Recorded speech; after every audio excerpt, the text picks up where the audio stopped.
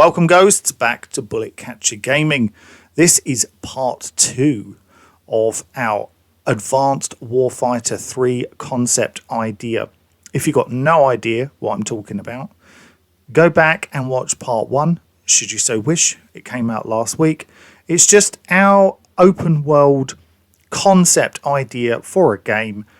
It includes all the kind of mission variables, assets, everything that you would need, basically lore, missions, all sorts, vehicles, weapons, everything to build a good story-based open world Ghost Recon game.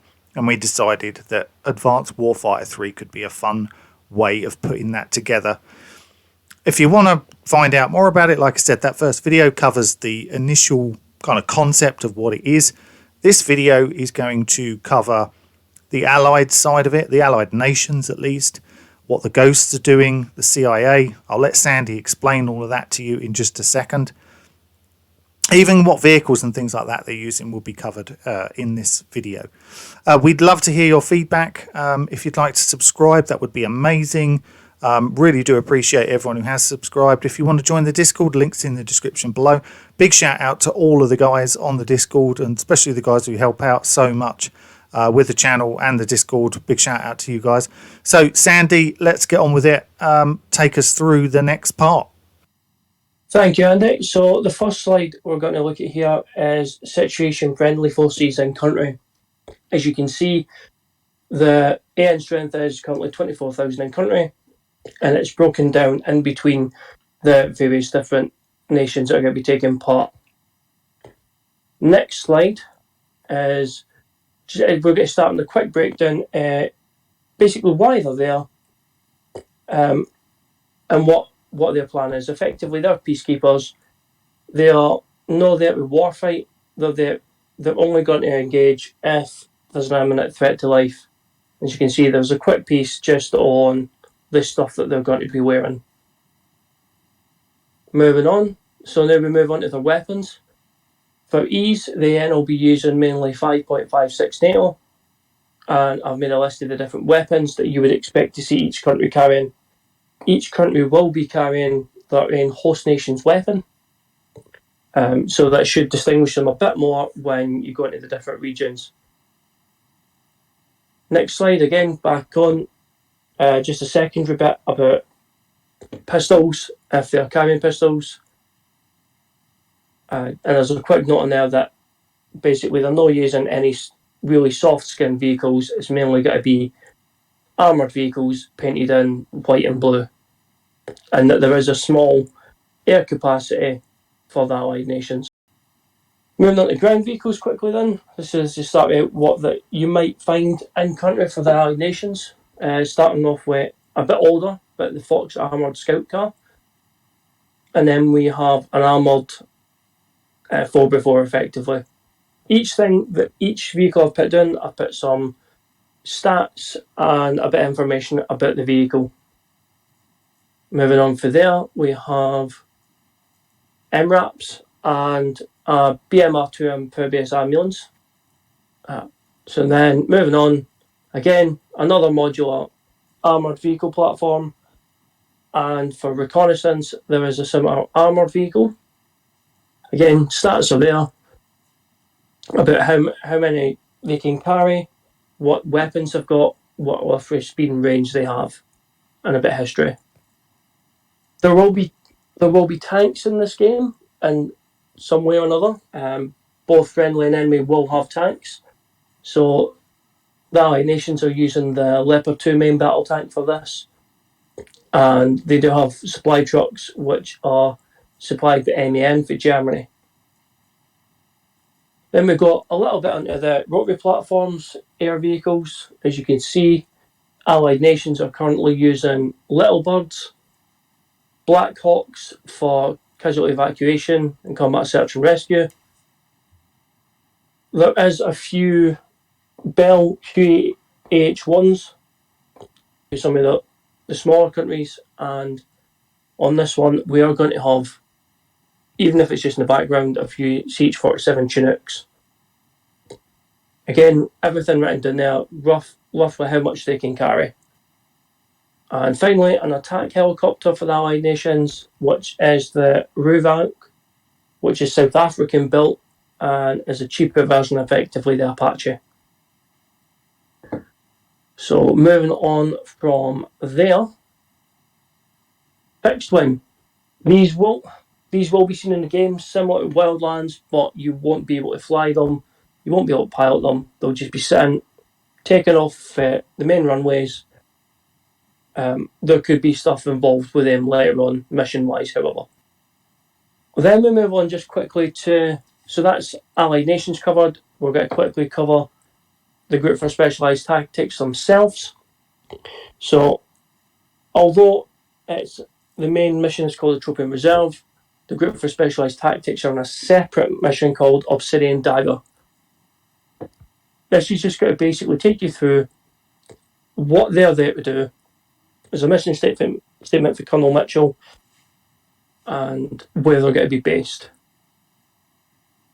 Next one is just attached arms that are going to be with the Ghosts for this. So, United States Air Force Special Operations Command, and they're supplying people for one Special Operations Wing, Hawks, and the 186th SOA. Also, they're going to be supplying people for the 724th Special Tactical Group, 24th Special Operations Wing. So, just a quick breakdown of extra people that are going to be attached to the Ghosts for the duration of the game. Moving on from there, we're going to primary missions for the Ghosts. What is their primary mission game? What are they there to achieve? So, main objectives: collecting intel, conducting intel gathering, close target recce's, strikes, and helping train the Atropian counter-terrorist police. They also have secondary missions, so they are prepared to be a QRF force for Allied nations if required, act as hostage rescue teams, conduct ESA, and conduct cross-border raids to weaken LIF and PDF in the regions. So, moving on, a quick breakdown then of what the Ghosts are effectively roughly going to be wearing. There is caveats. The Ghosts can wear whatever they want, but this is just the start state for their uniform, effectively. As you see there, cry, pelters, all the stuff you'd expect to see for a Tier 1 operator, effectively. Then we move on to their weapons, and as stated at the top, it does say that they have full access to the full United States arsenal, but they do have specific weapons tailored to them. So as you see, things like the new SIG weapons, mag pulls, for example, and things like the TAC-50 and the Honey Badger. We move quickly from there onto vehicles that are specifically for the Ghosts. So we have 3 vehicles for the Ghosts. The first one is the Stealth Hawk, which is an electric motorbike. Good for quick recce's, nice and silent, nice and agile. Again, a similar version with a Stealth quad bike. Electric engine, can carry more stuff and can get them in and out of places. And then from there, we move on to the Stealth Condor, which is a much higher patrol vehicle for the Ghosts. Can carry up to 8 people. And again, there's also an electric engine, or electric hybrid. Then we move on to naval. So the next slide is the Sea Lion 2, which is actually used currently by US Navy SEALs. There is a basic breakdown of how much it can carry and basically how it works. Then we move on to attached arms. So people might have not heard of the 186th SOAR. It is a fictional unit based on 160th SOAR and was mentioned in the game, the TV series Valor. Their vehicles, I should say. So they have Stealth Black Hawks, the Bell 360 Invictus helicopter, and a bit of a rare one, but a Chinook that was basically fitted out to be similar to the Spectre gunship. And then finally we move on to the CIA. The CIA are going to play a part in game. This just basically breaks down what their role is and a little bit quickly about stuff that they have in game, mainly helicopters, but they will provide civilian vehicles for ghosts if required. Awesome, Sandy. Some amazing ideas in there. Hopefully, like I said last week, if those plates were going past too fast, feel free to pause and read as much as you want. Comment down below. We'd love to hear your feedback. Really, really do appreciate all your feedback. One thing really quickly, which I think Sandy forgot to mention, when we talked about all those, one of the first slides was all those allied troops from all those different nations. We never actually meant to kind of say that you would actually see 5,000 of this or 3,000 of this just walking around.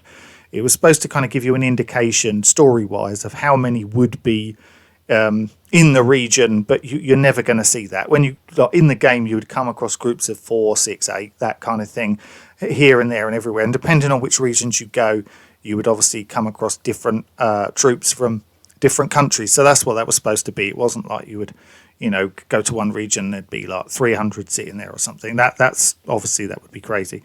But yeah, that's what that's kind of supposed to be. It's for the story. So there you go. That was part 2. Part 3 will be coming next week. Hopefully you might tune in for that one. We've got other videos on the way. We've got podcasts coming back too. So we will see you again soon. Thank you again for watching. Take care. We'll see you again on the next one. Bye bye.